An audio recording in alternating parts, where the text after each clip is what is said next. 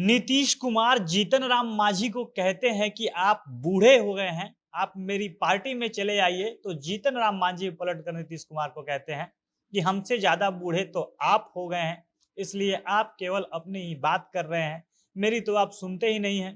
जीतन राम मांझी नीतीश कुमार को कहते हैं कि हमने सुना है बूढ़े लोग सिर्फ अपनी ही बात करते हैं, वो किसी और की नहीं सुनते हैं, और आप भी अब यही काम करने लगे हैं।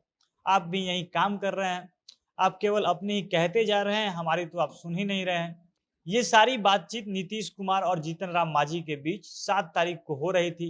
7 जून को मांझी नीतीश कुमार से मिलने पहुंचे थे। मांझी कहते हैं कि 45 मिनट तक हम दोनों की मुलाकात हुई, जिसमें नीतीश कुमार 35 मिनट तक अकेले बोलते रहे। उनका सारा जोर मेरी पार्टी को जेडीयू में मिलाने पर था। नीतीश कुमार कह रहे थे कि आप कहाँ अलग पड़े हुए हैं, मेरे दल में आ जाइए, हम लोग साथ मिलकर काम करेंगे। जीतन राम मांझी बताते हैं कि नीतीश कुमार यह स्पष्ट कर चुके थे कि या तो आप जेडीयू में अपने पार्टी का विलय कर लीजिए, या आप जेडीयू से अलग चले जाइए, आप गठबंधन से निकल जाइए। मांझी ने एक और बड़ा खुलासा किया है। उन्होंने बताया कि जब नीतीश कुमार ने उनको मुख्यमंत्री पद से हटाया था, वो राज्यपाल को अपना इस्तीफा जब सौंपने जा रहे थे, तब उनके पॉकेट में एक और चिट्ठी थी, और वो चाहते तो उस समय विधानसभा भंग करवा सकते थे, लेकिन उन्होंने नीतीश कुमार के प्रति वफादारी दिखाई और उन्होंने ऐसा नहीं किया। ये सारी बातें जीतन राम मांझी ने खुद से मीडिया को बताई है। उन्होंने महागठबंधन से जो बाहर निकलने का उनका फैसला है, उसकी इनसाइड स्टोरी बताई है कि कैसे क्या कुछ हुआ, क्यों मांझी के बेटे संतोष सुमन को इस्तीफा देना पड़ा। अब मांझी ने जो कुछ भी बताया है, इस पर विस्तार से हम वीडियो में आगे बात करेंगे। और उससे पहले नमस्कार, जनता जंक्शन देख रहे हैं आप, और मैं हूं सन्नी मिश्रा। कैमरे के पीछे हमारे साथी विशाल खड़े हैं। जीतन राम मांझी और उनकी पार्टी हिंदुस्तानी अवाम मोर्चा अब नीतीश कुमार और तेजस्वी यादव की महागठबंधन से अलग हो जाएगी। लगभग यह तय हो चुका है, क्योंकि जीतन राम मांझी स्पष्ट कर चुके हैं कि वो महागठबंधन के साथ तो नहीं रहने वाले हैं। इसके पहले मांझी कहते थे कि उन्होंने कसम खाई है कि नीतीश कुमार के साथ रहेंगे, लेकिन अभी मांझी का बयान आया है कि मैंने जब यह कहा कि मैं मरते दम तक नीतीश कुमार के साथ रहने वाला हूं, तो इस बात का जेडीयू ने गलत मतलब निकाल लिया। उन्होंने मुझे लाचार समझ लिया कि नीतीश कुमार के बिना मेरा कुछ नहीं होने वाला, मेरा काम नहीं चलेगा। और इसके बाद वो लोग मेरे ऊपर जेडीयू में अपनी पार्टी का विलय कर लेने का दबाव बनाने लगे। उनकी तरफ से कहा जाने लगा कि आप जेडीयू में अपनी पार्टी को मिला लीजिए, वरना यहाँ से निकल जाइए।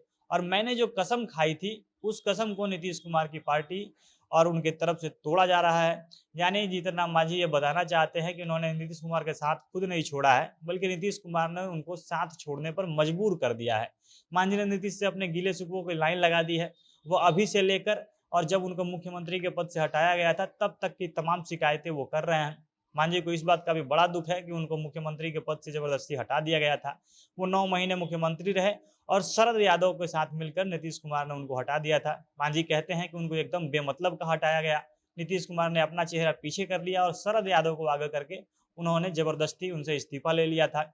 लेकिन अगर वो समय वो मांझी चाहते तो 6 महीना और वो सीएम रह सकते थे, लेकिन उन्होंने नीतीश कुमार के प्रति वफादारी दिखाई और ऐसा उन्होंने नहीं किया। मांझी बताते हैं कि जब हम अपना त्यागपत्र लेकर राज्यपाल के पास गए थे, उस वक्त मेरे पॉकेट में एक और लेटर था, और वो लेटर विधानसभा भंग करने को लेकर था। मैं चाहता तो उस समय विधानसभा भंग करवा सकता था, और जब ऐसा होता, विधानसभा भंग हो जाता, तो मुझे 6 महीने तक कार्यवाहक के रूप में सीएम की कुर्सी से कोई नहीं हटा सकता था। मैं ये करता तो चाहता तो 6 महीने और सीएम रह सकता था, लेकिन मैंने नीतीश कुमार का सोचकर ऐसा नहीं किया। फिर भी नीतीश कुमार हमें अपना नहीं समझते हैं, वो मेरी पार्टी को मिटाने के चक्कर में लगे हुए थे। मांझी कहते हैं कि जेडीयू पार्टी विलय को इतना दबाव बना रही थी कि अब पानी नाक के ऊपर चला गया था। नीतीश उनसे जब भी बात करते तो यही शर्त रखते थे। 7 जून को जब उनसे मेरी मीटिंग हुई, तो 45 मिनट के बाद में 35 मिनट तक वो खुद बोलते रहे और पार्टी का जेडीयू में विलय करने के लिए वो कहते रहे। मांझी जब नीतीश के पास अपनी समस्याएं लेकर जाते थे, तो वो टाल देते थे और कहते थे कि आपको जो भी समस्या है, आप विजय चौधरी के पास जाइए, उनसे बात कीजिए। और जब विजय चौधरी से हम लोगों ने मुलाकात की, मांझी ने जब उनसे मुलाकात की, उनसे बात हुई, तो उनका भी यही शर्त होता था कि आप पार्टी का विलय कर लीजिए, आप जेडीयू में मिल जाइए या यहाँ से चले जाइए। मांझी बताते हैं कि दूसरी तरफ जब हमने अपने पार्टी की कोर कमेटी की बैठक बुलाई, तो हमारे सारे कार्यकर्ताओं का, नेताओं का कहना था कि किसी भी कीमत पर हम पार्टी का विलय नहीं करना चाहेंगे, ये नहीं होना चाहिए। जब हमें कोई भी रास्ता नहीं दिखा, तो संतोष कुमार सुमन ने इस्तीफा दे दिया। मांझी ने बताया कि 18 तारीख को वो लोग फिर से अपने पार्टी की मीटिंग कर रहे हैं, बैठक कर रहे हैं, और वहीं पे निर्णय लिया जाएगा कि आगे वो लोग क्या करेंगे। बाकी दूसरी तरफ ये अब कयास लगना शुरू हो चुका है कि अब मांझी बीजेपी के साथ जा चुके हैं, वो उन्हीं के साथ जा रहे हैं। अब देखना है कि 18 जून को मांझी क्या फैसला लेते हैं। बाकी आप इसको लेकर क्या सोचते हैं, आप अपनी राय कमेंट बॉक्स में लिख सकते हैं। जनता जंक्शन देख रहे थे आप, बहुत बहुत धन्यवाद।